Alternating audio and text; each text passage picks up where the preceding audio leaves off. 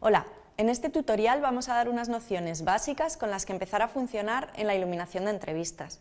Como siempre, esto no significa que no haya más maneras de hacerlo. En fotografía no hay normas, pero sí ayuda al principio a tener un punto de partida para poder ir cogiendo soltura con la técnica y a partir de ahí desarrollar toda nuestra creatividad para resolver las diferentes situaciones que se nos presenten.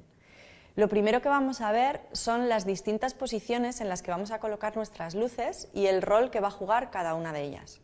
Luz principal. Es la luz que iluminará el rostro principalmente. Relleno. Con ella controlaremos el contraste. Luz de contra. Separará a nuestro personaje del fondo. Luz de fondo. Con ella controlaremos el look del fondo. Luz principal. Esta luz será nuestra referencia para la temperatura de color e intensidad de las otras luces, que habitualmente tendrán la misma temperatura de color y también, por lo general, menor intensidad que la luz principal. Una de las cosas importantes a tener en cuenta es cómo de dura o suave queremos que sea esta luz. Generalmente será una luz suave, aunque no siempre.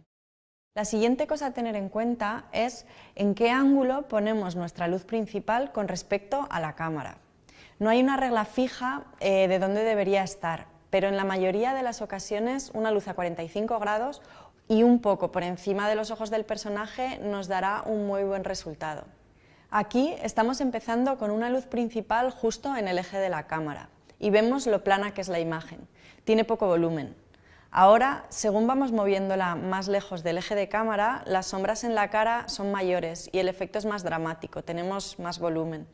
Aquí estaríamos a 45 grados y si lo alejamos aún más del eje, el efecto es mayor. Luego, dependiendo de la fisonomía de cada personaje, podemos hacer pequeñas variaciones hasta encontrar la luz que más le favorece o la que más le caracteriza en el rol que juega en el documental que estamos rodando. Otra cosa a tener en cuenta es la altura de la luz, en este caso en relación a los ojos del personaje.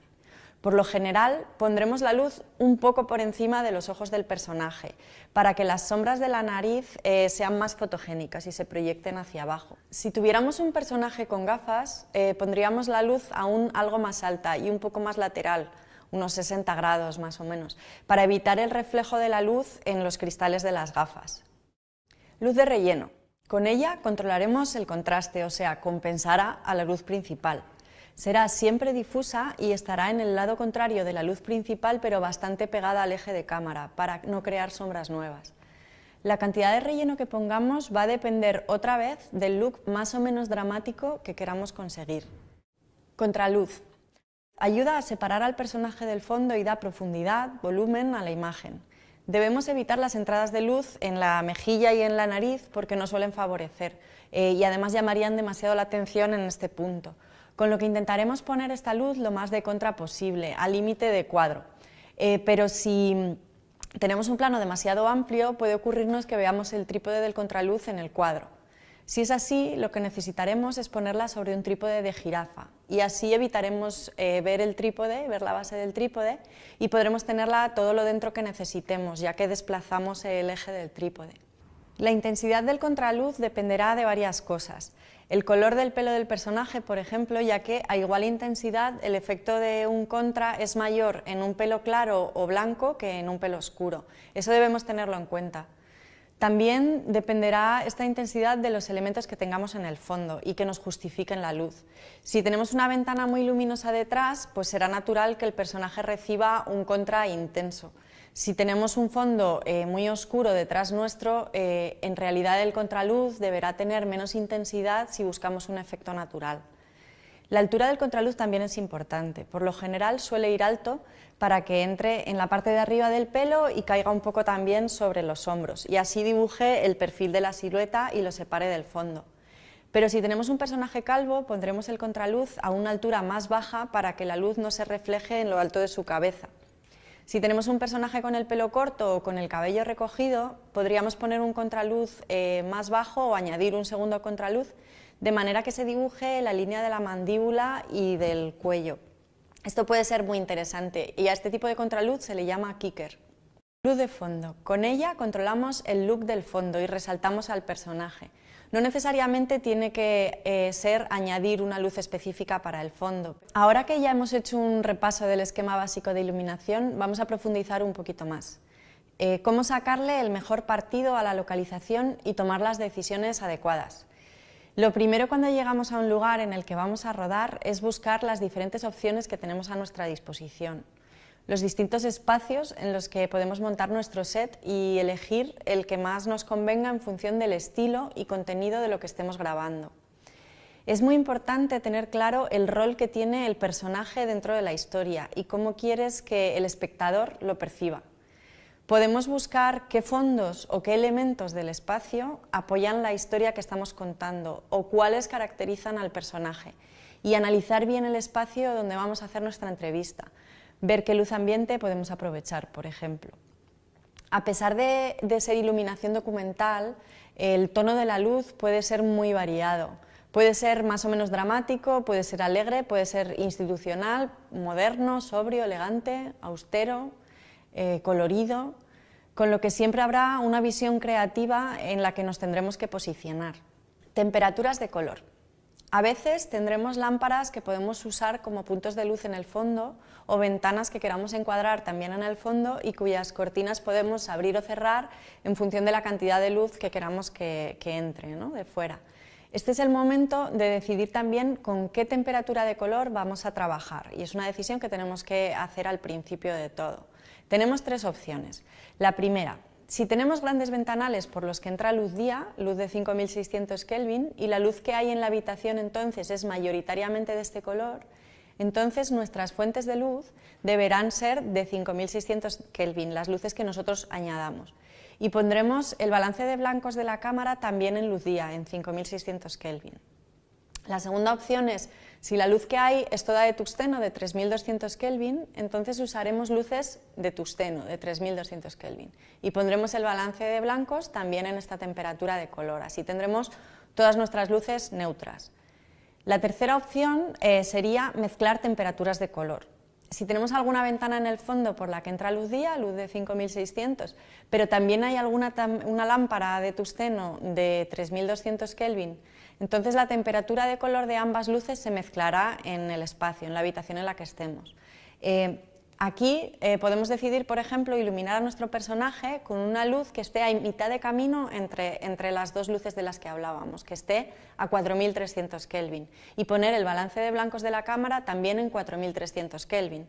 El resultado será que la cara del personaje quedaría neutra porque la estamos iluminando con nuestra luz de 4300 Kelvin, o sea, ni fría ni cálida, con lo que respetaremos el tono de la piel, y la luz del sol que entra por las ventanas quedará ligeramente fría y a la vez la luz de las lámparas de tungsteno que haya también en cuadro quedará ligeramente cálida. Esto es una cosa que se suele hacer mucho en la iluminación documental, ya que así podemos aprovechar al máximo las luces que nos encontremos en un espacio, en una escena. Para convertir nuestra fuente de luz a 4300 Kelvin tendremos que hacer lo siguiente. Si es de tungsteno, o sea de 3200 Kelvin, tendremos que ponerle una gelatina de medio CTB, azul.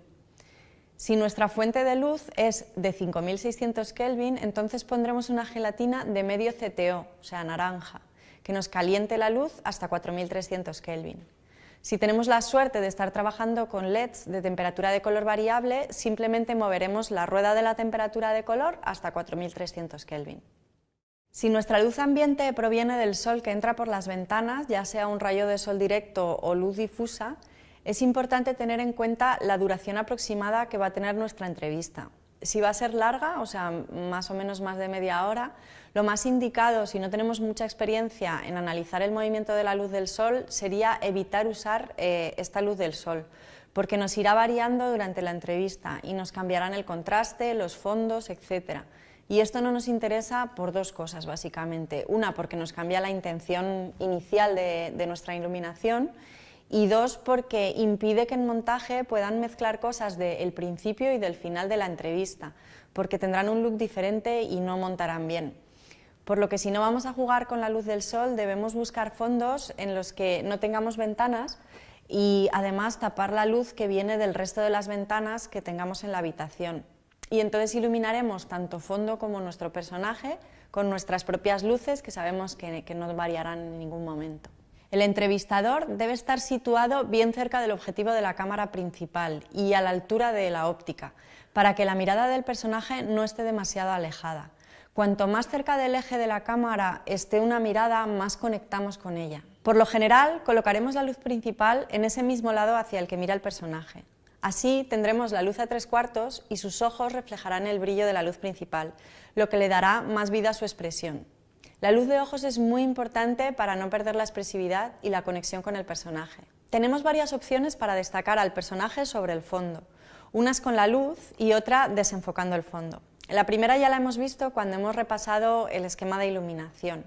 Ahora, para desenfocar el fondo debemos tener en cuenta varias cosas.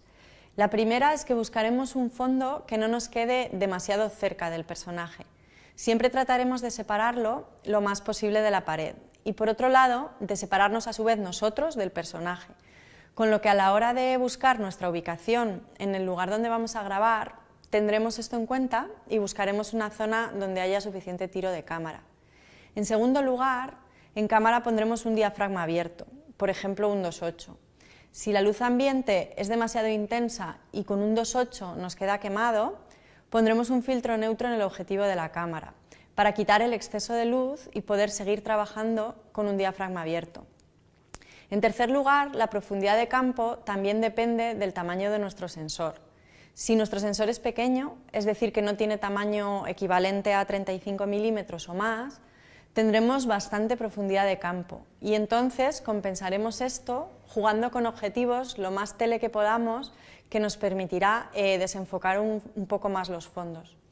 Tener en cuenta a la hora de encuadrar si nuestro plano va a llevar subtítulos y en ese caso dejar espacio suficiente para que los subtítulos no muerdan la cara del personaje. Bueno, y hasta aquí este tutorial. Espero que os haya sido útil. Nos vemos en el próximo.